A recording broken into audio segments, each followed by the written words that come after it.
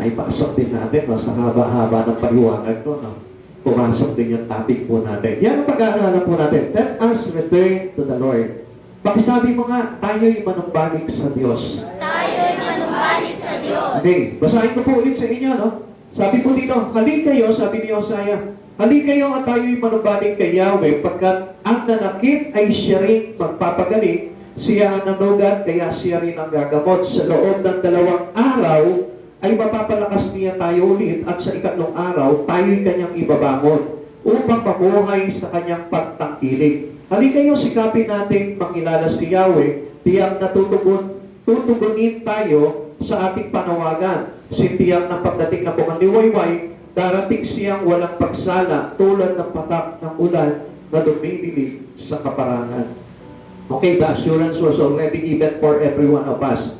Pag balik tayo sa Panginoon, yung assurances na ang Diyos mismo ang gagamot at magbabangon po sa atin, so nandun po yung kasiguraduhan po noon. Kaya lang, ang gusto lamang po talaga ng Lord, manumbalik tayo sa Kanya, magbalik loob tayo sa Panginoon.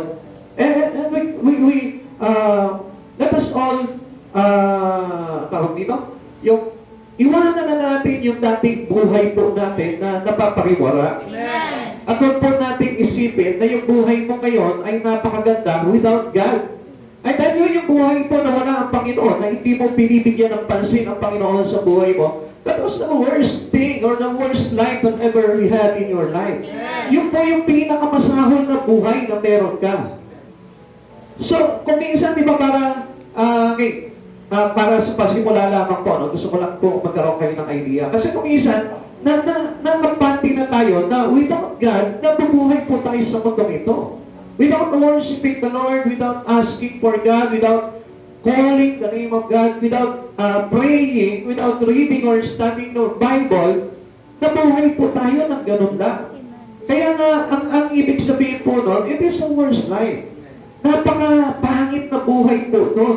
Kaya kung mapapansin niyo po ngayon, bakit po kayo dinala ng Lord po dito, doon po sa mga bago po ngayon, alam niyo po ba kung bakit tayo dinala ng Lord dito? Kasi ayaw ng Lord na pangit yung buhay mo. Amen. Ang gusto kasi ng Lord, every people in the world must have a wonderful life. Amen. Gusto ng Lord talaga na ito na maging maganda ang buhay natin. Kaya itong panawagan po sa atin ni Hosea dito, papabagitan po ni Hosea, ito pa yung panawagan sa atin ng Diyos na tayo'y magpanumbalik na sa Kanya. Amen. Maaari mo ba sabihin po ngayon sa katabi mo na manumbalik na tayo sa Panginoon? Manumbalik na tayo sa Panginoon. Okay, umpisahan po natin, ano? Hosea's call to repentance. Ang gusto po talaga nitong si Yahweh, sa pamamagitan po ni Hosea, gusto niya po na tayo po ay tawagin para manumbalik po sa Kanya. Ang sabi po dito, come and let us return unto the Lord. He hath taught, and He will heal us. He hath smitten, and He will bind us up. So, ang sabi niya po gano'n dito, siya po yung nanakit, siya yung magpapagaling, siya yung nanugat, at siya rin po yung gagamot. So, sa madaling salita, kung halimbawa, bugbog ka na doon sa dating buhay mo, ang kailangan pala dyan, manumbalik ka sa Lord. Kung dati parang nahihirapan ka na sa pamumuhay mo, ang kailangan pala dyan, manumbalik tayo sa Lord. Return to God. Kung yung dati parang gulong-gulong ka na sa buhay mo, you need to return to the Lord. So, ganun lamang po, simple po yung gustong ipahiwatig sa atin po ng Panginoon doon. Like for example, a call of hope to troubled nation. Ano po ba yung panawagan ng Lord po dito? Para bigyan muli tayo ng pag-asa. Kung halimbawa, itong bansa po natin ito, bumabagsak sa ekonomiya, bumabagsak sa mga bagay o kung ano man yung mga bagay na tiwali pagdating po sa ating bansa, ano po ba ang dapat na maging pag-asa po natin? Yung panawagan sa atin ng Panginoon na lahat tayo manumbalik sa Panginoon. Amen. Even in our family, let's go back to the Lord. Amen. Let us return to the Lord. Ano po ba ibig sabihin nito? Minsan alam nyo, marami po sa atin, sa panahon po natin ngayon, alam naman po natin, trabaho lang ng trabaho, they spend too much in working, they spend too much in their studying, or to the drinks, or in their activities in life. Pero, wala ang Diyos. Amen. Minsan sinasabi nila, Pastor, meron naman akong Diyos. Kaya lang, alam niyo po, hindi po yun yung kasabatan ng panunumbalik natin sa Lord eh. We need to return to the Lord. Pag sinabing return to the Lord, we must keep our life close to Jesus. Amen. Kailangan yung buhay natin nakatikit na kay Jesus. Or else, hindi po namin masasabi na tayo nanumbalik Panginoon. Okay? This is the hope, this call of hope to a troubled nation. The nation was immoral. Itong panahon po nito ni Isaiah, ito po mga Israelita, the nation was immoral and religious decay. Ibig sabihin po nito, mayroon po talagang kabulukan doon sa kanilang mga patakaran at pagkilala nila sa ating Panginoon. Ibig sabihin po nito, taliwas. So pag sinabi po kasi, sa Lord po kasi, it was decay. So pag sinabi po ng Lord na ikaw nabubulok ka, ibig sabihin po nito, taliwas yung iyong pamumuhay pagdating sa kalooban ng ating Panginoon. Hosea offers healing and help to troubled people. So ano po ba yung ino-offer po sa atin? Katulad ng ino-offer po dito ni Hosea. Many pastors today offer you a healing para na sa ganon, it help us to live or to get out into a troubled life. Para na sa ganon, tayo po ay makalaya po doon tayo sa mga bagay na pinagdaraanan po natin o hindi po tayo mapahamak pagdating po ng araw. Yun po yung balak po talaga, plano ng Lord. And His purpose is to give us a big hope. Yung bigyan po tayo ng malaking pag-asa sa buhay po natin. Ngayon, kung hindi mo naiintindihan, you are here today because God is really wanted you to have hope. Amen. Gusto kang bigyan ng pag-asa ng Panginoon eh. Hindi yung pag-asa na para magkaroon ka ng pera. Hindi yung pag-asa para magkaroon ka ng magandang trabaho. Amen. Kaya nga alam nyo, God must really upset to those people who parang nakakilala na sa Panginoon and then later on, aalis na naman. And then later on, iiwanan naman ng Lord. And then later on, mabibisi na naman sa ibang bagay at makakalimutan na naman ng Panginoon. He is really upset. Amen. Naiinis ang Lord doon. At gusto ko po na malaman po ninyo, katulad din po natin, ang Diyos din po naiinis. Amen. Kapag paulit-ulit po tayo sa mga bagay na paghiwalay natin or we are separating our life to Him, naiinis din po ang Panginoon. Kaya nga ganito na naman po kainis ang Diyos po dito eh. Si Yahweh po dito eh. Kaya nagbabala na po ito si Hosea na manumbalik ang mga Israelita sa ating Panginoon. Okay? Tingnan pa po natin, no? Through Hosea, God offers healing for every things that we experience in our life. So every circumstances or every situations that we have, yun po yung parang offer sa atin ng Diyos. So kung mapapansin po natin, di ba, hindi nyo po ba napansin na ang dami mong mga problema sa buhay? Kaliwat kanan, meron kang problema, di ba? May problema ka doon sa boyfriend mo, may problema ka sa girlfriend mo, may problema ka sa trabaho mo, financially, may problema ka, pagdating mo pa sa bahay, pag-uwi mo, problema pa rin, di ba? Amen. Di ba, hindi nyo po ba nakita yun? Why? Because we are getting into big trouble. Amen. Bakit po kasi? Kasi wala ang Lord eh. Ngayon, pagka nasumpungan mo ang Diyos na panumalig ka sa Panginoon, doon lamang po unti-unti makikita mo na lahat ng bagay na yung paplansyahin ng Panginoon sa iyo yung buong bagay na yun. At hindi ka maguguluhan sa buhay mo. Now, okay, tingnan po natin. Why these people needed to return to the Lord? Sama na po natin yung sarili po natin, ano? Kasi tayo po yung tinuturuan ng Panginoon dito. Bakit po ba kailangan natin manumbalik sa Panginoon? Napakalaga po ito. Bakit po kaya? Ano po kaya ang dahilan? Bakit parang gusto na Yahweh na parang siya po mismo yung parang nagpo-force out po sa atin, o anak, manumbalik ka na sa akin.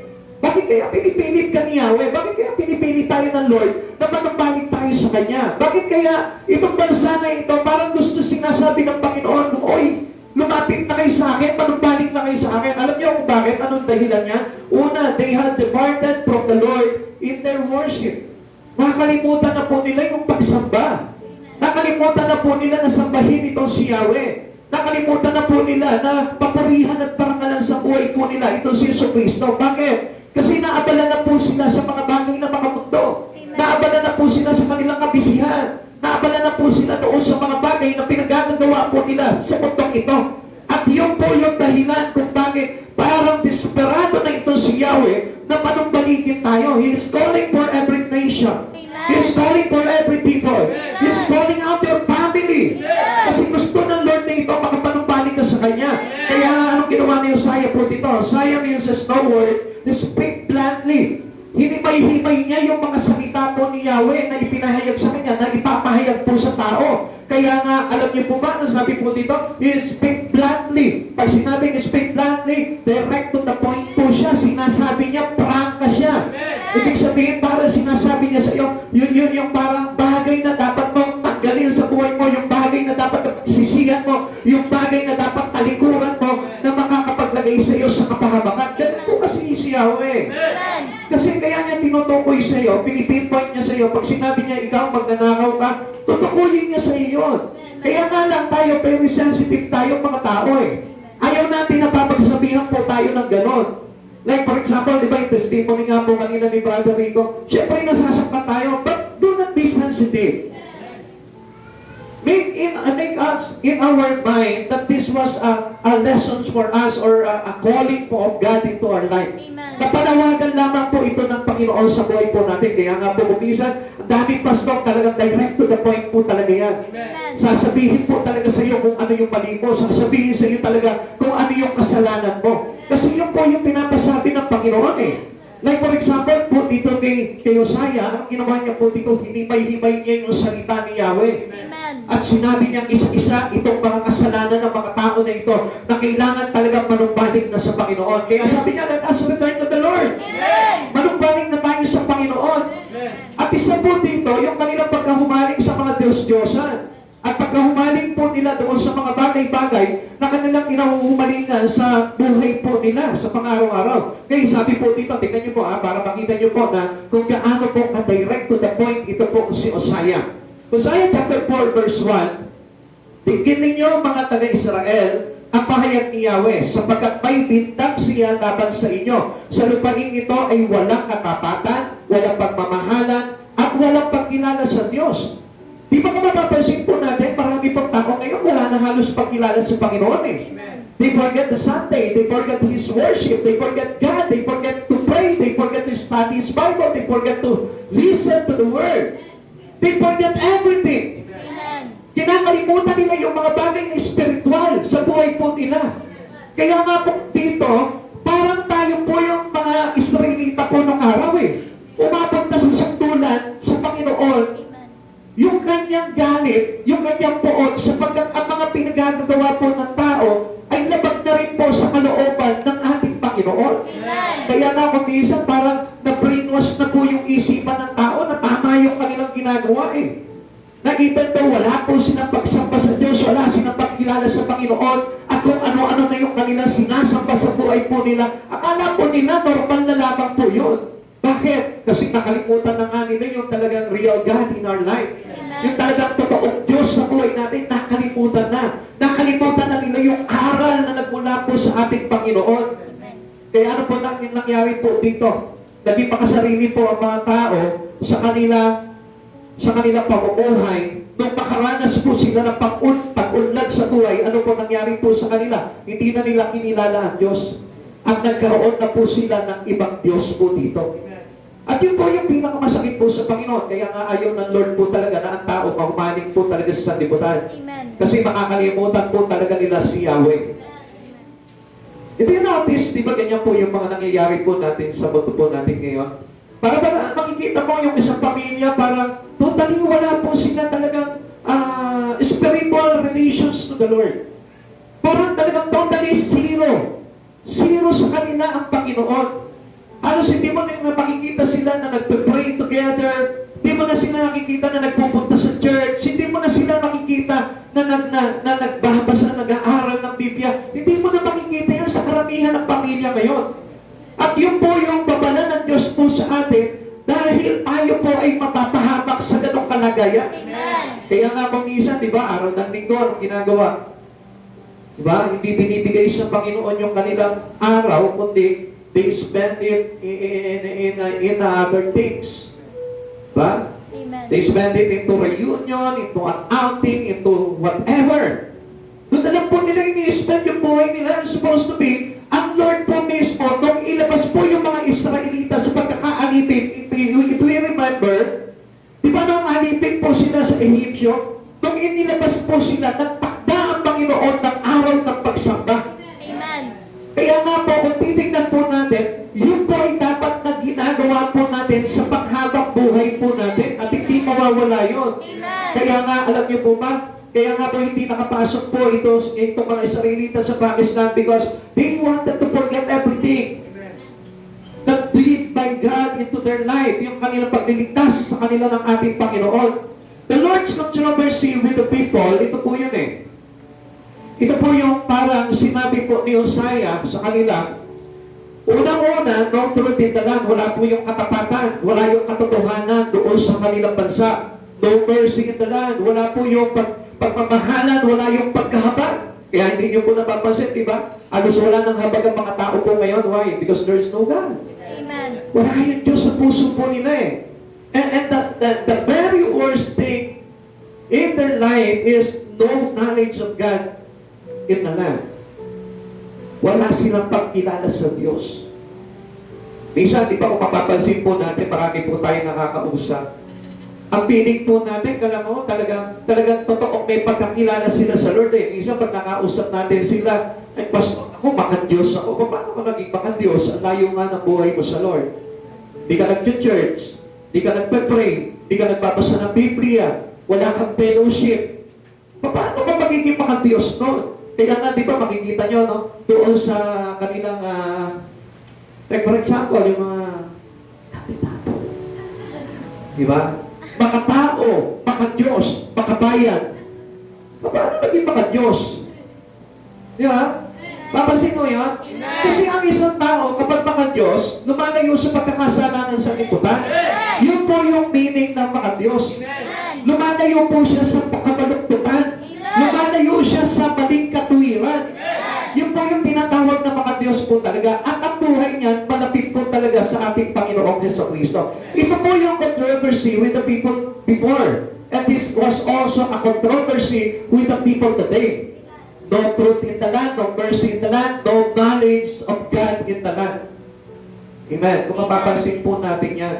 So baka mamaya kaisa pa po tayo dito sa mga bagay na ito na gumagawa nitong kontrobersya na ito. Walang katotohanan sa buhay, walang pagkahabag o pagmamahal, at walang kaalaman pagdating sa ating banal na Diyos.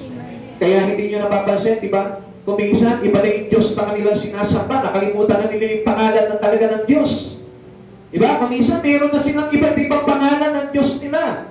But there is only one name that is given for us by our Father God in heaven, which is the name of Jesus Christ. So, maliban po doon, di ba?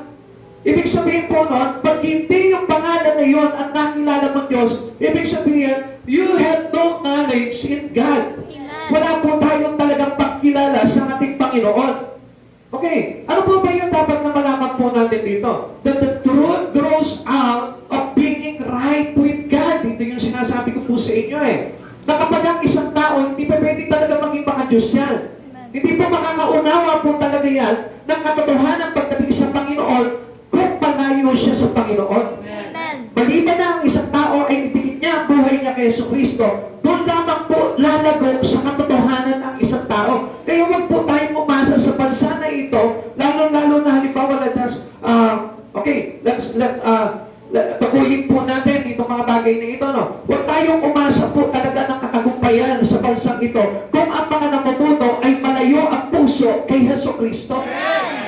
Kahit na sino ang mamuno sa bansa, kung malayo ang puso kay Jesucristo, huwag kang umasa ng pagtagumpay. Kaya nga nakikita nyo, nagkakagulo-gulo na ang mga bansa. Why? Because of absence of Christ. Because if Christ is within us, there is unity. Tandaan po natin yan. Kaya nga wala po pagkakaisa eh. Kaya even in one nation, walang pagkakaisa kasi iba-iba yung kanilang sinasamba. There is a lot of God for them.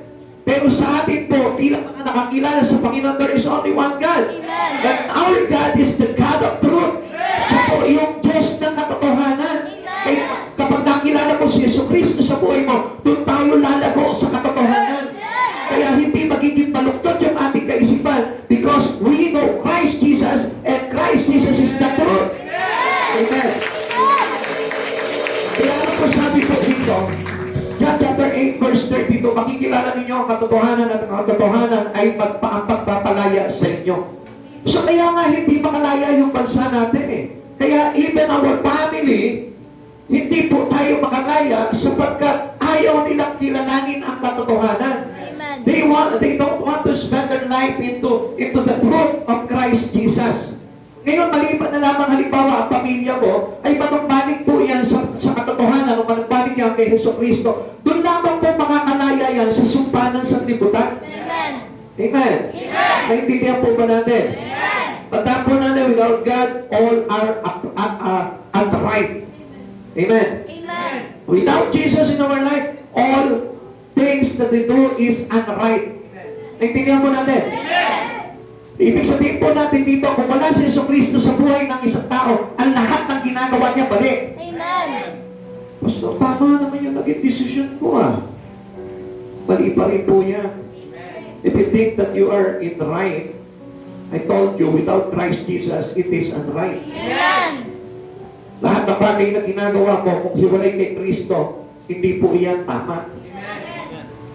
Sa tingin mo lamang tama, pero ang katotohanan po dyan, sabi nga po dito, is the truth belong to Jesus. And the truth is Jesus. At yun yung magpapalaya sa atin sa kamalian. Amen. Amen. Amen. Kaya nga kung halimbawa nabubuhay ka sa daigdig na ito, nabubuhay ka sa mundong ito, na wala si Jesucristo, mali ka. Kaya nga, minsan yung iba ayaw magpapakorek Pero ang hindi nila alam, pag nawawala ang Diyos sa buhay po nila, they are unright. Amen. Amen. Amen. Kaya nga kahit sa tingin mo na parang tama naman yung ginagawa mo, still you are unright. Amen. Sabi mo nga sa katabi mo, kapatid, Kapatid, pag wala si Jesucristo pag wala si Jesucristo sa mga bagay na ginagawa mo, sa mga bagay na ginagawa, sa ayaw at sa gusto mo, sa ayaw at sa gusto mo, mali ka. mali ka. Amen. Amen. Kaya nga gusto ng Lord talaga, daily in our life, kailangan na mabuhay tayo kay Kristo. Kasi yung pamumuhay natin araw-araw kay Kristo, yun yung pamumuhay sa katotohanan. Amen. Mercy flows from knowing our merciful God. Now, kung mapapansin po natin yung kahabagan, hindi natin makukuha yan kung hindi natin kilala itong mahabaging Diyos. Amen. Sabi po nila, mahabagin naman ang Diyos kaya nga, ang totoo po niya, mahabagin po naman talaga ang Diyos Maawain po talaga ang Diyos, kaya lang hindi mo siya kilala Bago po tayo kahabagan ng Diyos, you must know Him first. Amen. And you must submit your life and you must return to Him. Kasi kung hindi ka manunumbalik sa Panginoon, gusto ko malaman mo, hindi mo matatanggap yung kanyang merciful spirit. So sa madaling salita, hindi po tayo magiging kahahabagan ng Diyos kung hindi po natin ilalapit yung buhay natin sa Panginoon. Naintindihan po natin. Kasi ano po sabi po dito, mga awit chapter 103 verse 17. Ngunit ang pag-ibig ni Yahweh ay tunay na walang hanggan sa sino man na sa Kanya'y may takot at pagmamahal. Amen. Sabi mo, may takot at pagmamahal. May takot at pagmamahal. Ang matuwid niyang gawa ay wala ring katapusan. So, ibig sabihin po niyan, makikita mo, na talagang gumagawa po talaga ng matuwid yan. Daily, in his living, gumagawa po ng mga matuwid na bagay yan. At hindi niya nang isinasang-ayon yung kanyang buhay sa kalikuan.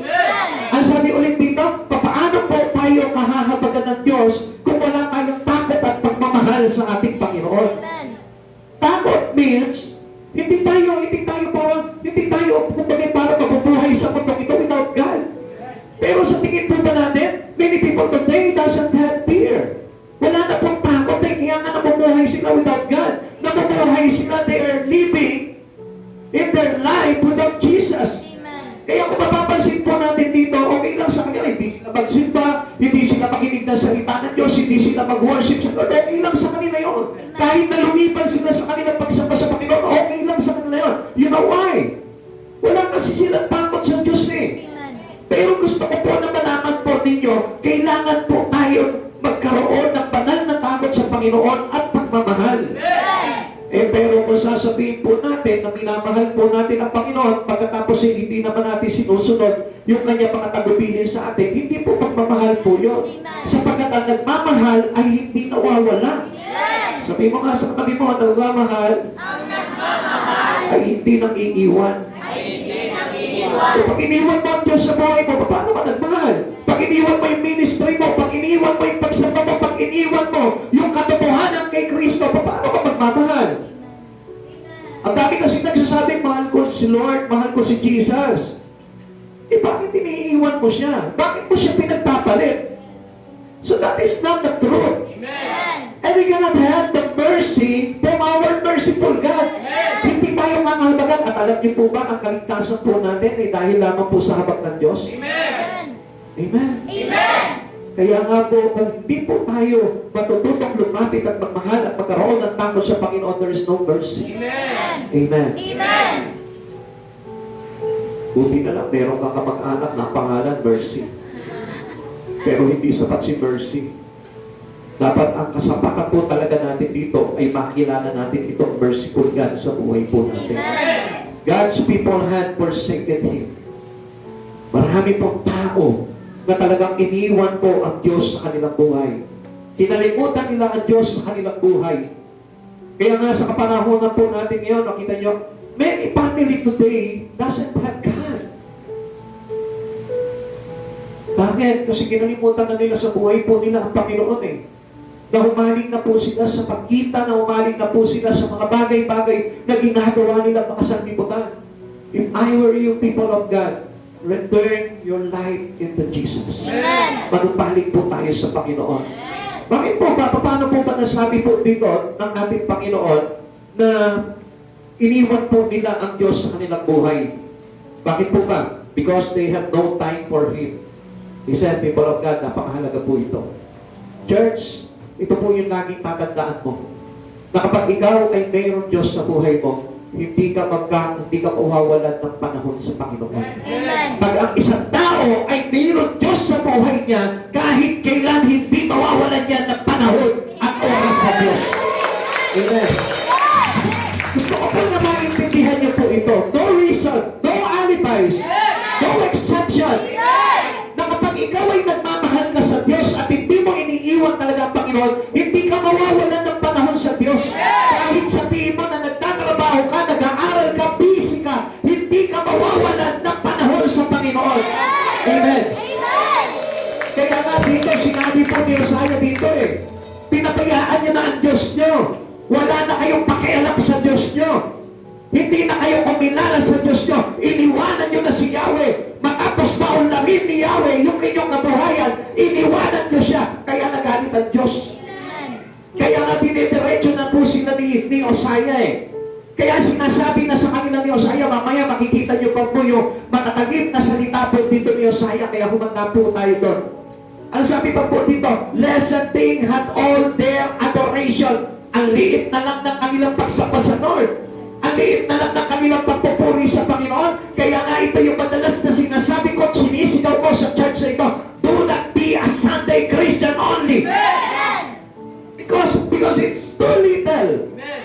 Napakaliit ng iyong binibigay na adorasyon sa Panginoon kung Sunday lamang ang ibibigay mo sa Kanya. Mga kapatid sa Panginoon, if you really have God in your heart, gusto ko malaman mo, kahit kailan hindi mo iiwanan ng Panginoon. Iiwanan mo na lahat ng bagay, pero si Jesucristo, hindi mo lalayuan sa buhay mo. Ito is the truth. At kaya nga maraming tao hindi makalaya sa kasalanan eh. Bakit? Wala sa kanila ang katotohanan. Kaya maraming tao patuloy pa rin sa pagkakasala nila sa buhay nito. Bakit? Kasi kinakalimutan nila ang Diyos na ito na kaya tumubos ng lahat ng pagkakasala sa buhay. Alam niyo, maliban na lamang po ang tao ay idikit ang buhay kay Kristo at abalahin ang buhay kay Jesucristo, doon lamang mapapawi ang kasalanan ng tao. Pero, if you do little to the Lord, if you have a lesser thing, in your adorations to God, gusto ko malaman mo, yung kasalanan ay mananatili lamang sa buhay mo. Kaya nga nawawalan po tayo ng panahon sa Diyos. Alam niyo po ba kung bakit? Kasi sa dami ng dinidiyos ng mga tao. Kaya nakikalimutan nila itong si Yahweh, itong bugtong ng anak ng kataas-taasan Diyos na si Jesucristo. Alam niyo po ba kung bakit nakakalimutan po nila? Sapagkat marami sila nagiging kaabalahan. At yung kaabalahan na yun, yung isang bagay na nagiging Diyos nila sa buhay po nila. Everything that we focus in our life is a God to you. Ulitin ko po sa inyo, ano mang bagay na pinupukusan mo araw-araw sa buhay mo, nagiging Diyos yan ng tao. Pastor, hindi naman siguro ganon. Kasi talaga there is only one God in my heart. Really? Totoo po ba yun? Eh bakit kung minsan pinagpapalit mo siya doon sa bagay na yun? Eh bakit kung minsan tinatawagan ka ng Panginoon pero hindi mo mapaunlakan ang Diyos na ito sa buhay mo? What was the reason? That thing. That thing that made God into your life. Kapatid, gumising ka sa katotohanan na itong bagay na ito ay nagiging Diyos sa buhay mo. Kung uunahin mo palagi ito sa buhay mo at lalagi mo pagpupukusan ng iyong panahon, makinig po tayo sapagkat ito po yung damdamin ng Diyos na gusto ko po na mailagay po sa bawat isa po sa atin. Whatever your focus, it may be of God. Lagi po natin tandaan, ano ang bagay na pinopokusan mo sa mundong ito nang higit sa Panginoon ay Diyos mo. Amen. Pumokus ka sa trabaho mo, Diyos mo yan. Pumokus ka sa pag-aaral mo, Diyos mo yan. Pumokus ka sa girlfriend mo, sa kasintahan mo, Diyos mo yan. Pumokus ka sa mga bagay na pinagkakaabalahan mo, Diyos mo yan. Pumokus ka sa hobby mo, Diyos mo yan. Pumokus ka kay Hesus Kristo para talagang totoong Diyos mo ay ang ating Panginoong Hesus Kristo. Hindi niyo po ba napansin? Okay, I can give you a proof. Kung bakit ko po sinasabi itong mga bagay na ito. Hindi mo ba napapansin na pinasusunod ka nitong mga bagay na ito pero hindi ka mapasunod ni Hesus Kristo? Listen, people of God. Bakit yung trabaho mo kayang-kaya kang pasunurin? Yung pag-aaral mo kayang-kaya kang pasunurin? Bakit si Hesus Kristo hindi ka mapasunod? Isip po tayo. Amen. Make our spirit awake. Bakit even your girlfriend napapasunod ka, your boyfriend napapasunod ka, your hobbies, your daily activities napapasunod ka? Why won't God? Bakit hindi si Jesus? Bakit hindi si Jesus na nagsasabi sa iyo, anak, lumapit ka sa akin. Anak, pagbalik loob ka sa akin. Anak, paglingkuran mo ako. Anak, give me a time daily. Bakit maraming tao, daming dahilan pagdating sa pagsunod sa Panginoon, pero pagdating sa ibang bagay, sunod-sunuran lang sila, alipin ang kanilang buhay, alipin ang kanilang oras, ito mga bagay na ito. Which is a worst life. This is really worse. Hindi mo napapansin, bihira ka na lumapit sa Diyos. Hindi mo napapansin, mas marami ka pang panahon doon sa mga bagay na ginagawa mo sa sanlibutan. Kaya nga nagkukulang na po tayo sa pagsamba sa Lord eh. Kaya nga tayo nagkukulang na sa papupuri sa Panginoon. Alam mo ba, ang gusto pa naman ng Panginoon na every people in all nation should bow down and praise His mighty name, Jesus. Yung pa naman yung gusto ng Lord eh. Yung pa naman yung gusto ng Lord na naririnig sa bawat isa sa atin. Yung araw-araw nagpupuri ka sa Kanya. Yung ina-adore mo, yung kabutihan ng Lord at kadakilahan niya. Yung pa sinasabi mo sa Kanya, Lord, you are amazing God. You are grateful God. You are awesome God. Napaka-happy ng Diyos. Wala kang kapalit na Diyos. Yun yung hinahanap ng Diyos sa buhay mo. Kaya nga in our worship, we are already mistake.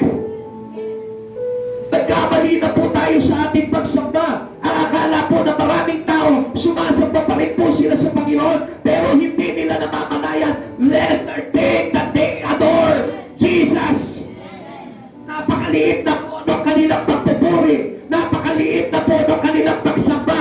Napakaliit na po ng panahon ng tao sa ating Panginoon. They are already busy in the things of the Word. Ang sabi ng Lord, huwag niyong ipigil ang sanlibutan at ang mga bagay sa sanlibutan. Ang umiibig sa sanlibutan ay kaaway ng ating Ama. Now tell me, people of God, if you really love Jesus in your life, kung talagang mahal mo ang Diyos sa buhay mo, hindi ka mahuhumaling sa mga bagay sa sanlibutan. Mahuhumaling ka kay Kristo. Mahuhumaling ka sa kagandahan ng Diyos na ito. Kaya nga alam niyo po, napakasarap purihin ito, Panginoon na ito sa buhay po natin eh. Alam niyo, ang dami pong mga tao ginagawa nila. Even these words today, hindi na tumutusok sa puso po nila. You know why? Kasi manhinta sila. They are really immune. Because ang akala nila, ang normal na pamumuhay, yung nandun lamang sa sanlibutan, na busy ang kanilang buhay, is spend their life into the days in the Word without Jesus. Alam nyo, every morning, pag nagigising ako ng umaga, lagi kong inaawitan ng Lord sa buhay ko. Sabi ko sa Kanya, sa iyo, kagandahan, sa lahing ka. Sarap-sarap awitan ito, Diyos na ito eh. If you really love God in your life, early in the morning when you are awake, aawitan mo siya ng mga awitin na ito. Pupurihin mo siya, pupunuin mo yung puso mo ng adorations to the Lord. Sa iyong kagandahan,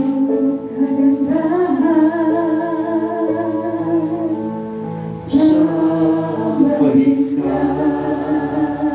Try to close your eyes and feel this song.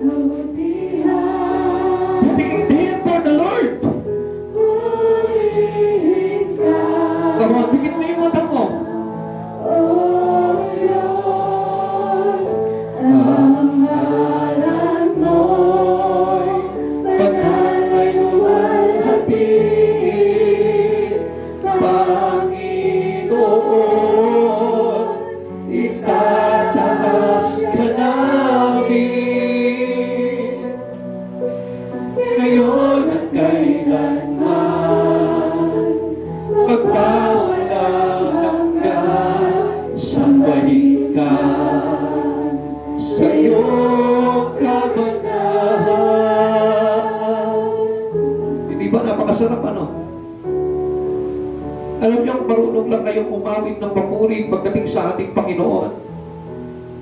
Everything in your life, every troubles, every hardship, every difficulties that experiencing by you, gusto mo malaman mo, iibsan ng Lord yan. Isa kasi lesser things that are given to the Lord. Konti na lang eh. Ang konti na lang ng ating pagpupuri sa Panginoon eh. Laki-lakihan mo. If you really love God, and you are set your life into truth, lagi mo pararanganan ang Diyos na ito sa buhay mo. Even though whatever things you do, in your study, in your career, with your friends, with your family, work at home, dapat lagi mong inaawitan, Panginoon. Huwag mong tatanggalin sa isipan mo. Kung ano man yung kagandahan ng Lord na ito na ginawa sa buhay mo, awitan mo siya. Kahit wala ka sa tono. Kung ano yung mga bagay na pina-experience sa buhay mo ng Lord na ito na magagandang bagay, awitin mo sa Kanya. Do what David did. Kung ano yung ginawa sa David, gawin mo rin yun. Kung paano niya inawitan si Yahweh, awitan mo si Yahweh. The nation was in need of great revival. Worship at income. Bakit po bang kailangan ng revival? Kasi nga po, ito po yung nangyayari po sa atin ngayon eh. Our worship has become formalistic.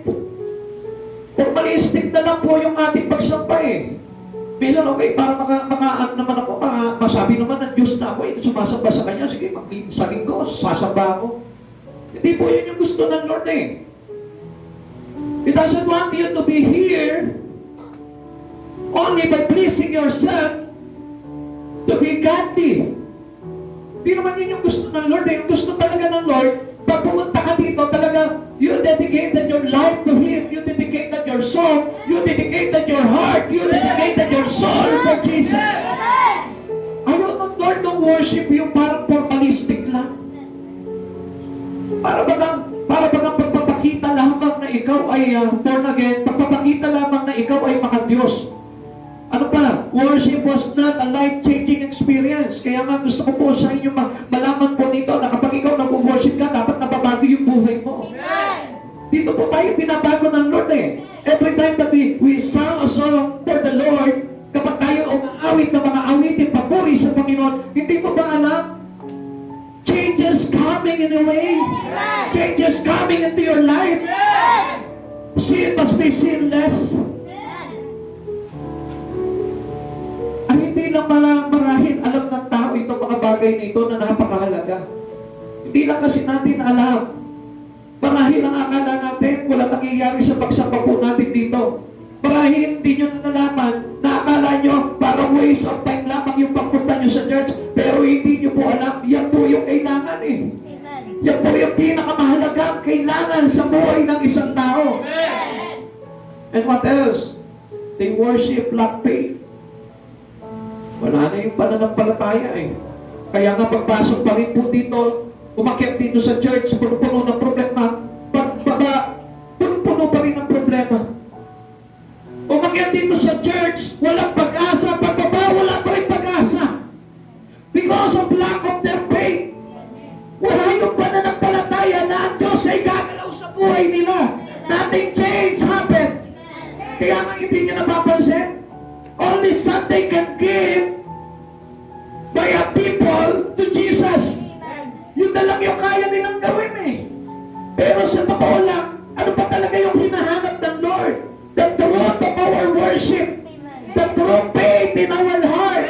Yung totoo pagsamba. Yung totoo pananampalataya. Yung totoo na makapagbabago ng buhay ng isang tao.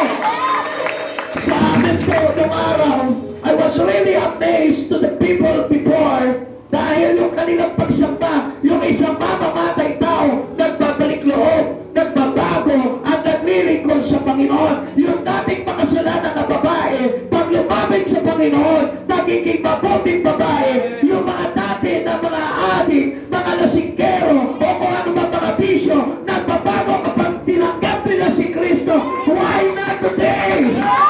Why not today? Because it is only formalistic.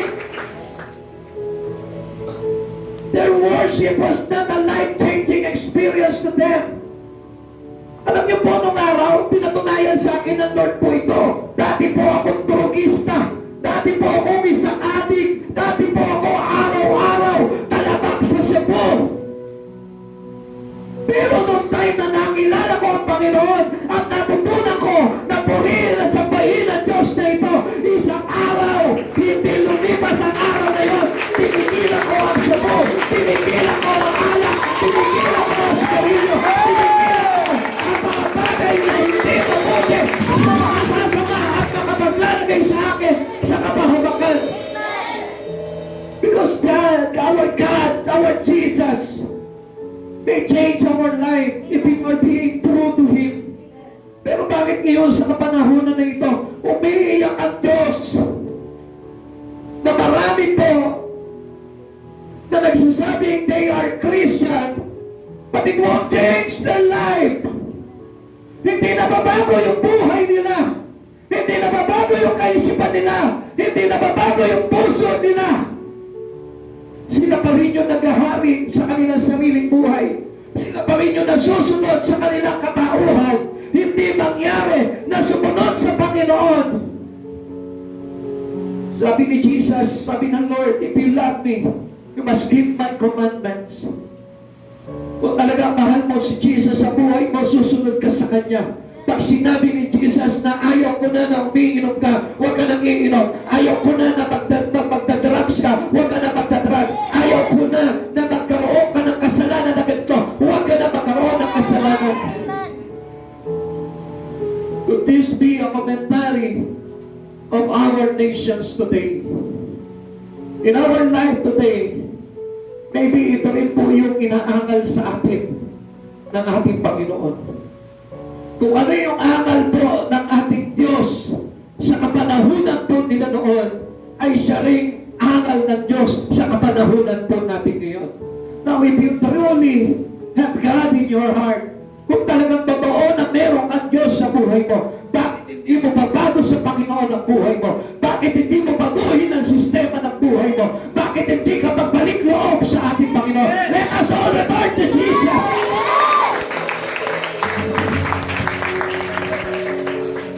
Sabi kanina, they have departed from the Lord in their worship.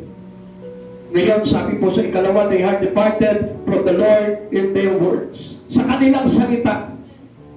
Kung mapapansin, sige po, magsipo tayo. Ang sabi po dito by swearing and lying.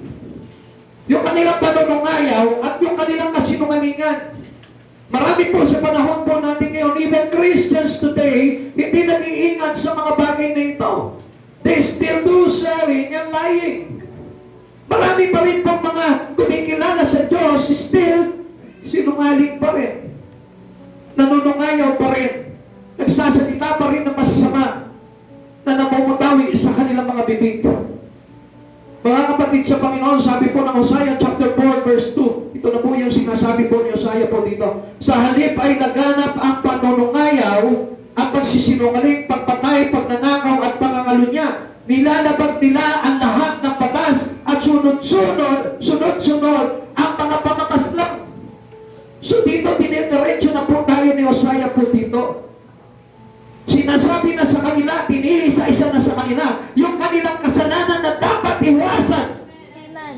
Amen. Amen. Andiyan pa po ba tayo, mga kapatid sa Panginoon? At this time, this is still the Lord says to every one of us. Itong mga bagay na ito ay babala sa atin ng Diyos na hindi makapagtutulot sa atin ng buhay na walang hanggan. Amen. Words measures our spiritual condition.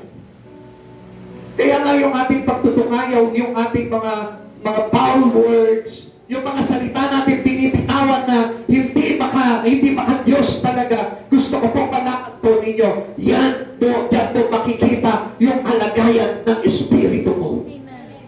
Dyan po makikita yung kalagayan ng relasyon mo talaga kay Kristo. Amen. How one person be changed by Christ if he still do swearing and lying? Kung sinungaling pa rin siya, kung nagmumura pa rin siya, kung nagchichismis pa rin siya, kung nagsasabi pa rin siya ng masama, nanlalain pa rin siya ng kapwa. I tell you, people of God, it's a big mistake Amen. for you being a Christian. Words measure our spiritual condition. They reveal what occupies our mind. Sinasabi po dito, kung ano yung laman ng isipan po natin, what else? They reveal the state of your heart. Pinapakita po dito kung ano yung kalagayan ng puso ng isang tao. Kaya nga dito nahahayag po sa salita natin. Kaya ano po sabi po dito? Mateo chapter 12 verse 33 to 37, sinasabi ninyo mabuti ang punong kahoy kung mabuti ang kanyang bunga, at masama ang punong kahoy kung masama ang kanyang bunga, sapagkat sa bunga nakikilala ang puno, lahi ng mga ulpong. Paano kayo makakapagsabi ng mabubuting bagay, gayon kayo'y masasama? Kung ano ang nag-uumapaw sa puso, ay siya rin binibigkas o sinasabi ng kanyang labi. Amen. What is abundant into your heart, speak out or comes out into your mouth. Amen. Kaya hindi po nakakaila po yun. Amen. Kaya po si Kristo, ang nandito sa puso mo, you speak the words of God. Kaya nga, let us do practicing, speaking and sharing the words of God. Para na sa ganon, makapasok si Kristo sa puso mo, makapanaan si Kristo sa puso mo, makapabuhay si Kristo, at magali si Kristo sa puso mo. Amen. Everything that you speak out words of God. Amen. If you are truly with Christ Jesus, if you're truly Christian, if you are truly born again Christian, I tell you, you must speak out the words of Jesus. Amen. Hindi ba yung laman lagi ng bibig mo, because palagi ng bibig mo, wala akong pera, kailangan ko ng pera. That is not Christian. Pag wala kang pera, sabihin mo ng bibig mo, kailangan ko si Jesucristo. Amen.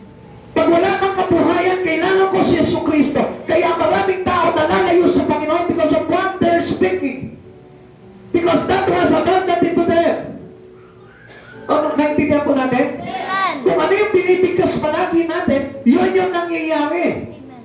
At kung ano yung sinasabi mo, yun yung laman ng puso mo. Kaya kung talagang laman ng puso mo si Jesucristo, you speak out the words. You speak out Jesus to many. Amen. yung pagkagising pa ng umaga. Walang pagsaing. Walang pera pang almusal. Wala. Lahat wala. Paano hindi ka mawawalan? Wala yung lahat-lahat sa buhay mo. At sino itong lahat-lahat na ito? Jesus is everything. Amen. Kung wala si Jesus, wala ka talagang pansaing. Kung wala si Jesus, wala ka talagang pera. Kung wala si Jesus, wala ka ng mga bagay-bagay na kailangan mo sa araw-araw. My God shall supply all our needs. Amen. Paano wala? Ano yung katabi mo? Anong wala sa'yo? Anong wala sa'yo? Idagdag mo si Yesu Kristo. Idagdag mo sa Yesu Kristo. Magkakaroon ka. Magkakaroon ka. Amen. Amen. Huwag lang boy pa rin. Huwag lang girl pa rin. Let him all to God. Kaya nakita niyo yung testimony ni Brother Dane kanina? Wala naman talaga sila eh. Totoo lang, wala rin naman trabaho itong mag-asawa na ito. Pero bakit nagpo-provide ng Lord sa kanila? Kasi hindi niya napapansin, siya yung palagi sumusundo sa inyo. Kaya tingnan niyo, anong ginawa ng Lord? Pinagpala sila ng sasakyan. Amen. Do you want the glory of God? Your ministry can bring you into prosperity. Ibig ko po sa inyo, your ministry in the Lord, kapag ginawa mo na po ang katapatan yan, it may bring you into prosperity. Kaya nakita nyo, wala silang sawa ng kakahatid sundo sa inyo, hanggang sa masira na ng masira, yung ulting mga ngayon, pinalitan ng Diyos sa kanila ng kotse. See?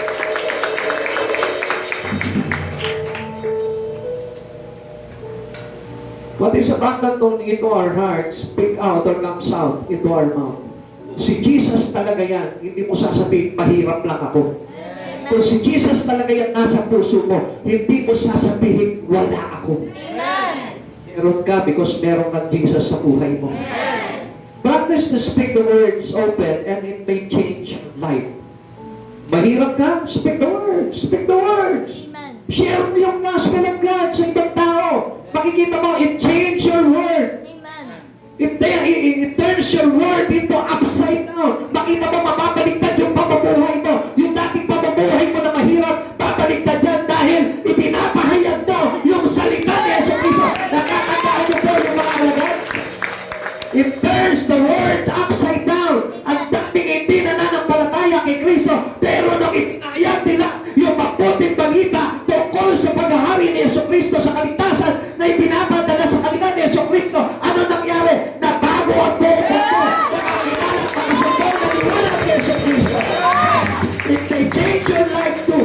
Amen. Yung dating pamumuhay mo na masama, yung dating pamumuhay mo na liko, if you speak the word, if you share the word, if you serve God in your life, it may change you into a real born-again Christian.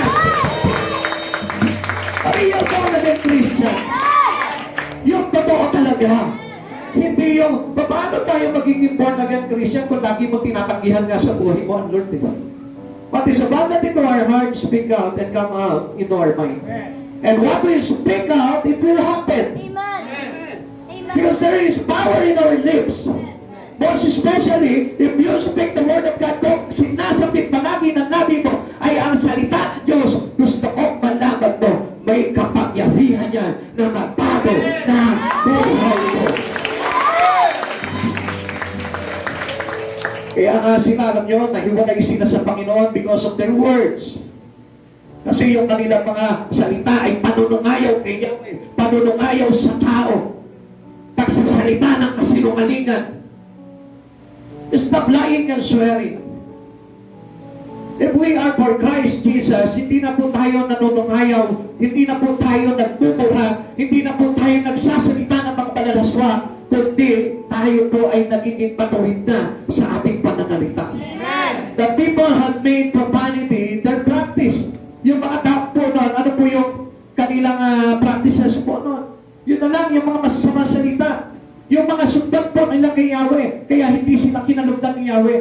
Di ba yung lagi po natin binibitawan, pinabayaan na ako ni Yahweh, hindi na ako mahal ni Yahweh, pero gusto ko malaman mo, it is a bad words. Amen.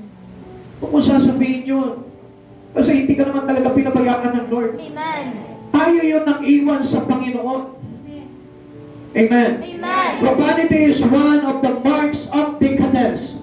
Ano po ibig sabihin dito? Ito po yung naglalagay sa atin sa kabulukan. Amen. Kaya ano po nangyayari sa atin? Para tayo nagiging bungang bulok. Sabi mo sa katabi mo, hindi ka bungang bulok. Hindi ka bungang bulok. Amen. Amen. If you speak evil, bungang bulok po ang tawag po doon. Kristiyanong bulok. Sabi mo sa katabi mo, hindi ka Kristiyanong bulok. Hindi ka Kristiyanong bulok. Simula sa oras na ito, sabi mo sa kanya, Simula sa oras na ito, huwag kang magsasalita ng masama. huwag kang magsasalita ng masama. Like for example, yung sasabihin mong wala kang pera. Masama yan. Bakit? Parang hindi masama yun. Eh kung totoo naman wala akong pera. Bakit? Wala ka ba pananampalataya? Nabibigyan ka ng pera ng Lord? Because this is how we measure our heart. Dito mo masusukat yung puso mo kung talaga naging Kristo. Pag naging Kristo ka, kahit na wala kang nakikita, mayroon. Amen. Amen. Sabi nga, out of nothing there is abundant blessing. Amen. Amen. Sa kabila ng kawalan, mayroong darating na kasaganan. Amen. Ay, bakit lagi mo sinasabi, wala, wala. Profanity to God dyan. Amen. Amen. Pangit na salita mo. Pag sinasabi mong walang pera, di nyo gayahin Sister Mary Ann. Pag nanghingi ako dyan, di nagsasabi yan ng walang pera. Wala no? Oh, amen. Mamaya. Tingnan nyo. Sabi ko sa inyo, if you speak the truth, if you speak the words, there is changes. Ha? Mga anak, alam nyo na. Alam na this. Ha? Amen. Alam niyo po, yung masasamang pananalita ay naglalagay po sa atin sa pagkabulok ng Espiritu. Yung mga masasamang binibigkas ng mga labi natin, halimbawa, let me give you an example. You are a Christian, born again, pero marites pa rin tayo. Diba? Kung ano-anong pa rin kwento, yung mga kinukwento natin sa ating mga kapitbahay. Nakakabulok po ng Espiritu niya. Yung wala ka nang gustong tuklasin sa buhay mo, kundi yung kwento ng mga kapitbahay mo. Nakakabulok po yan ng Espiritu. Tanungin mo yung katabi mo. Sariwa pa ba ang Espiritu mo? Sariwa pa ba ang Espiritu mo? Then no more word, no more gossip. No more gossip. Yung pangalalait, pangalipusta ng kapwa, yan po ay pagkabulok ng Espiritu. Yung sinabihan mo yung katabi mo ngayon na kala mo kung sino magandang pangit naman. Bulok ang Espiritu niya. Pangit naman ang ilong, pango. Pangit na mata, balag. Pangit na buhok, alambre. Pero pangit din po yan. Amen. Eh ano na yun sa'yo? Eh kung yun yung style ng buhok niya, gusto niya parang palang alambre. Sige, magsiupo na po tayo. Huwag po natin pa itulutan na itong mga masamang salita na ito ay makapagpapulok ng iyong espiritu. Colossians chapter 3 verse 8, ngunit ngayon itakwil na ninyo ang lahat ng galit, poot at sama ng loob. Iwasan na ninyo ang panlalait at malaswag pananalita. Ano po ba ibig sabihin niya? Kasi alam niyo po, itong galit, poot at sama ng loob, it turns our life into, Yung anger po kasi from us into evil speaking. Meron po ba yan hindi galit, nagsalita po ng masama sa kapwa niya? Meron no, yung mga marites. Pero gusto ko po na malaman po ninyo, usually ang nagsasalita ng masama, yung galit. Amen. Diba? Amen. Gusto nyo, subukan niyo ako eh. Galitin niyo ako. Galitin mo na, ano? Pero hindi po yun. Kahit dapat pag tayo ay Kristiyano na nasa katotohanan ni Kristo, kahit galit ka, agad mong pinapawi yung galit mo para hindi magbunga ito ng masamang salita. Amen. Amen. Amen. Kaya nga kapag galit ka, kung anong yung sinasabi mo sa kapwa mo eh. Pagkagalit ka, alam mo kung sino maganda to, pangit naman. Kung hindi pa gano'n ang ilong mo, kita na kaluluwa mo. Di ba? Tingnan mo nga yung mga hindi Tingnan mo nga yung ilong mo, kita utak. Di ba, kapapanlain? Profanity po yun. This is how we measure our heart. If Jesus is abundant into your heart, hindi yun yung makikita mo sa Kanya. Kahit galit ka, maganda pa rin dapat yung nakikita mo sa Kanya. Amen. Diba? Subukan mo. Kapag nakikagaway ka, sabihin mo sa Kanya, ay, ganda mo pa rin. Tingnan mo, mapapawi yung iyong galit. Diba? Amen. Habang minumura ka, pinag-uwi ka, ang ano masama nung kaaway mo, sabihin mo naman sa Kanya, di ba, minura ka. No. Sige, marahin mo ako. Mamaya, may magbura ka. Uy, bawal yun, ha? Okay. Halimbawa, minura ka, no? Pinagsalitaan ka na sa masama. Balikan mo naman siya. Sabihin mo, ikaw ba, maganda? Oh. Diba? Sinabi sa'yo, ikaw ang pangit mo, mukha kang parilis. Sexy ka naman. Ha? Baliktarin mo. Ano sabi po doon? Romans chapter 12, verse 91. Overcome evil with good. Amen? Kasi yun po yun talaga eh. Tayo po yun eh. Tayo mga kumikilala sa Panginoon. Hindi na po tayo nagsasalita ng profanity. Amen? Amen. Ito mo yung katabi mo. Ano masasabi mo sa kanya? Ha? Sabi mo sa katabi mo. O, di ba? Ang sarap pakinggan. Eh, kung sasabihin mo dyan, lahat ng panlalait mo, ibig sabihin wala si Kristo sa buhay mo. At ito ba ang pinakamabigat po dito? Huwag kang sinungaling. O, sabihin mo ngayon, ano masasabi mo sa katabi mo? O, bakit? Maganda ba yan? Alalagay ko. Avoid cheating and lying. Dahil mo dito eh. Masama magsinungaling. Hindi, pero alam niyo po, beauty is within the eye of the beholder. Di ba? Wala kong pakilap. Kung pangit ang tingin nila sa'yo, para sa akin, maganda ka pa rin. Hindi nga yun nasa iyo naman. Hindi, maganda ka, sister ka. Kaya lang wala kang boyfriend.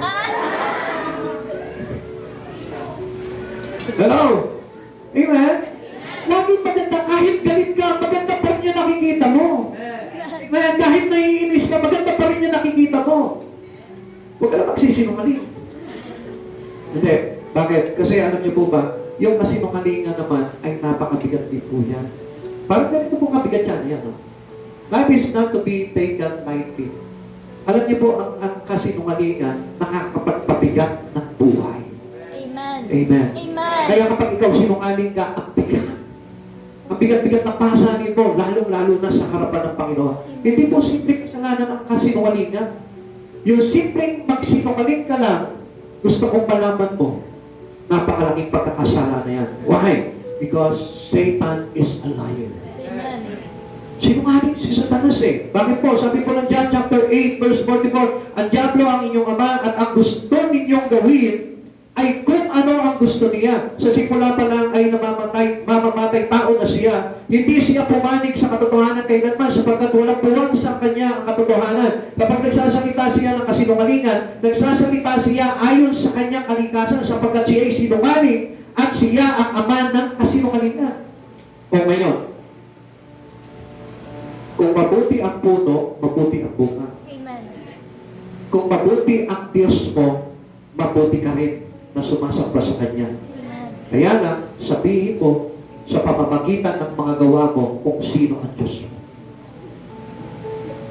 Pag ikaw ay sinungaling, alam mo na kung sino ang ama mo.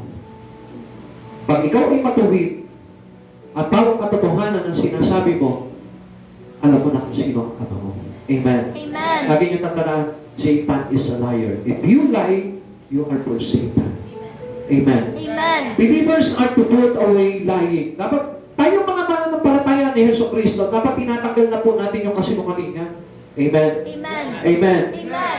Ephesians chapter 4 verse 25. Dahil dito, itakwil na natin ang pagsisinungaling at tayong lahat ay magsabi ng totoo sa isa't isa sapagkat tayo'y bahagi ng iisang katawan. At kaninong katawan? Kay Hesus Kristo. Ibig sabihin, if you are belong to the body of Christ Jesus, dapat hindi sinungaling. Amen. Amen. Dapat nagsasabi ng katotohanan. Amen. Amen. Amen. A good verse to eliminate swearing and lying, ito po yung maganda, lagi po natin tatandaan po ito.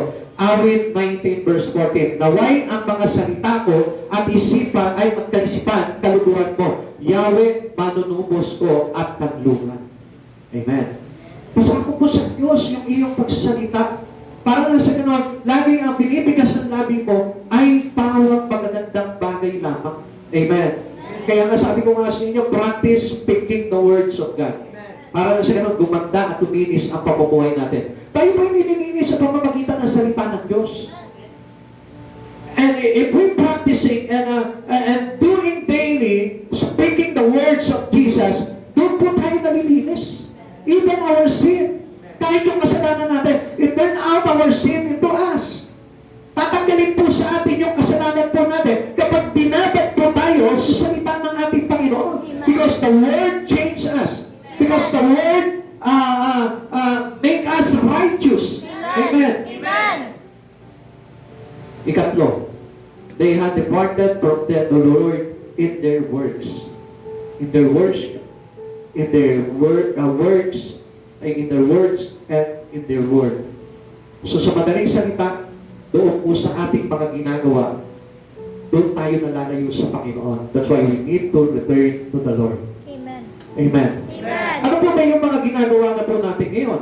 Hosea chapter 4 verse 2. Ito na po yun. Sa halip ay naghanap ang panunungayaw at pagsisinungaling, pagpatay, pagnanakaw, at pangangalunya. Nilalabag nila ang lahat ng batas at sunod-sunod ang mga pamamaslang. Ito na po yung kasing trabaho ng mga tao po ngayon sa daigdig. Sa mundo po natin, ito na po yung very rampant today na ginagawa ng mga tao. That's why we need Jesus in our life for us, our life to be changed. Amen. And for us, our life to be different from the world. Amen. Kaya nga kapag kay Kristo ka na hindi ka na nakikiayon doon sa mga bagay na ginagawa nila. Pagtutungayaw, pagsisinungaling, pagpatay, pagnanakaw, pangangalunya, at pamamaslang. Amen. Amen. Amen. Say amen kung naniniwala po kayo dito. Amen. Hindi na po ito gawain ng mga Kristiyano. At hindi na po ito ginagawa ng mga totoong pinago ng ating Panginoong Hesukristo. Isang tingin po kayo dito. Gusto ko na makita niyo po itong mga bagay nito. Through their words, they are departed to Jesus. Amen. Itong mga bagay na ito ang nagpapalayo sa ating kay Hesukristo. Whether you like it or not, kapag ginagawa mo ito, kahit nandito ka ngayon, palayo ka kay Kristo. Amen. Kahit umayaw ka, tumanggi ka sa mga bagay na ito, gusto ko malaman to, kung isa ka sa mga gumagawa ng mga bagay na ito, palayo ka kay Hesukristo. And no doubt on it. Amen. Wala pong pag-aalinlangan yun. Sapagkat ang mga gumagawa nito ay hindi sa Diyos. Amen. Pero alam nyo, sabi nga po ni Isaiah, there is a call from God for us to have hope. May pag-asa pa.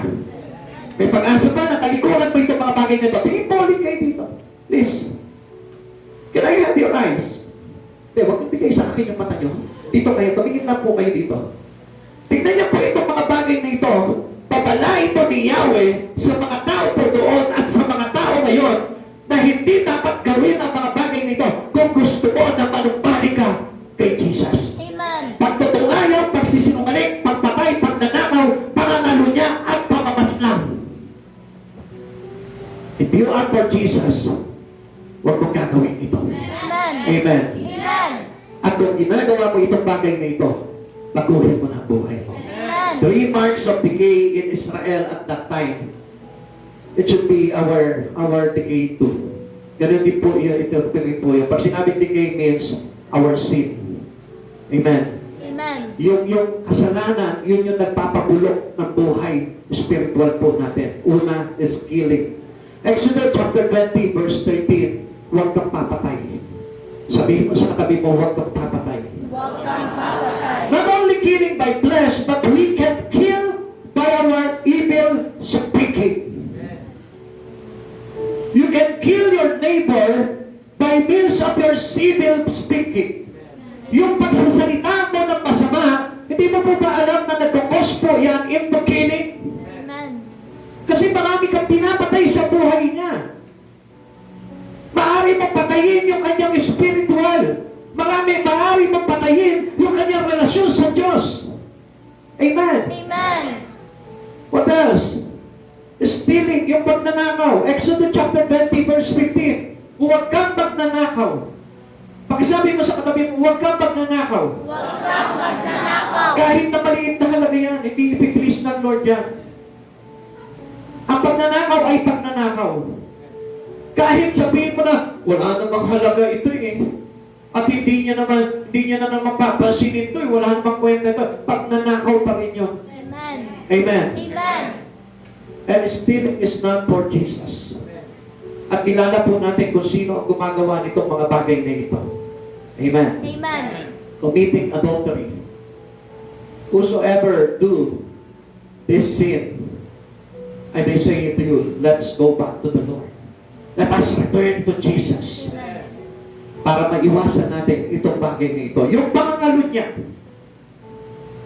This is opposite to the given will of God into our life. Mahigpit na ito ipinagbabawal ng Diyos sa simula pa lamang. Amen. Sapagkat ayaw ni Jesus, ayaw ng Lord, ayaw ni Yahweh na tayo po ay mapahiran ng toes ng mga taong wala kay Yahweh. Amen. Amen. Amen. All of these are forbidden in the Scripture. Sabi ko nga po sa inyo, kung anong bawal na nakasaad dito sa Bible, tanggalin mo. Bawal yan. Amen. Amen. Do not please yourself. Amen. Pag sinabing ikaw ay mamamatay tao, huwag mong i-please yung sarili mo. Nabaliloob na naman ako sa Panginoon. Then stop killing. Then stop stealing. Then stop committing adultery. Sa ayaw sa gusto mo, change your way into the way of Jesus. Change your way into the righteousness of God. Change your way into the holiness of God. Do not do these things. Amen. Because ang lahat ng gumagawa nitong mga bagay na ito ay kay Satanas. Amen. Ay kay Satanas. Kaya sabi mo, ang lahat ng gumagawa nitong bagay na ito Ang lahat ng mga bagay na ito ay kay Satanas. ay kay Satanas. Killing, pagpatay, stealing, pagnanakaw, committing adultery, pananalunya, ay hindi lahat kay Kristo, Ay hindi lahat kundi kay Satanas. kundi kay Satanas. Now, naiintindihan na po natin. Amen. Kaya nga, if you are belong to Jesus, do not do these three things. It may decay your spirit. Exodus 20:14, huwag kang mangakalunya. Sabihin mo sa katabi mo, huwag kang mangakalunya. Huwag kang mangakalunya. Minsan lang naman, pastor, huwag kang mangakalunya. Ngayon lang naman, pastor, huwag kang mangakalunya. Stop these three things, or else you may decay your spiritual relations to Jesus. Amen. Amen. Lahat ng ito, tatlong ito is forbidden in the Scripture. Bawal, bawal. Sabihin mo, bawal. Bawal. Ulitin mo sa kanya ang pagnanakaw, Ang pagnanakaw. ang pagpatay, Ang ang pagpatay. pangangalunya. Ang pangangalunya. Bawal. Bawal. Bawal. Bawal. Amen. Amen. Amen. Amen. This is prevalent in the world today. Ito po yung talagang nangyayari po sa atin. Meaning brings danger to our street and homes. Di ba? Nakikita niyo po sa balita. Kahit na may pandemya na, may patayan pa rin. Hindi namatay sa sakit, namatay sa krimen, pinatay. Stealing causes all. Lahat tayo, di ba? Kung minsan, nakaranas na yan. Ninakawang ka ng cellphone, ninakawang ka kung ano mang bagay, ninakawang ka, pati panyo na lang, ninakaw pa sa iyo. Amen? Kaya lahat po tayo nakakaranas niyan eh. Kaya nga sabi ko nga po sa inyo, even the small things, huwag mong pag-iiputan. Amen? Huwag mong pagnanasahan. Committing adultery ruins marriages and families. Kaya nga po, ito pong bagay na ito ay hindi inalaw ng Lord sa mga anak niya. Amen. Amen. It is clear for us. Amen. Amen. Dalangin ko sa Panginoon na maging maliwanag sa atin ang lahat na ito. Alam ko na lahat po tayo may pagkakasala. Alam ko na mayroong mga ilan-ilan po sa atin dito na gumagawa pa rin ng mga bagay nito. But now, let us return to the Lord. May pag-asa tayo because this calling is for us to have hope into the Lord. If we have Jesus, we have a big hope. Manumbalik tayo sa Panginoon at makikita mo, magiging maayos ang buhay po ng bawat isa. Ay, na kayo, ano? Nagising na kayo, ano? Pag nakikita niyo itong words na to hindi niyo napansin, ngayon lang ulit ako nagbalik ng conclusion. Kasi ngayon ko talaga niya kasi diyan kayo nabubuhay. The people invited to return to the Lord. Bakit? Return in spite of their sin. Kahit na may kasalanan ka, manumbalik tayo sa paslalo na. Amen. Amen. Return and be forgiven. Manumbalik tayo sa Lord para patawarin po tayo. God still calls the wayward to return. Ikaw na naniligaw. Ikaw na ngayon ay wala sa Panginoon. Ikaw na naniliis ng landas. Tumapit ka sa Lord. Manumbalik ka sa Lord. At ang Diyos na ito ay willing na patawarin.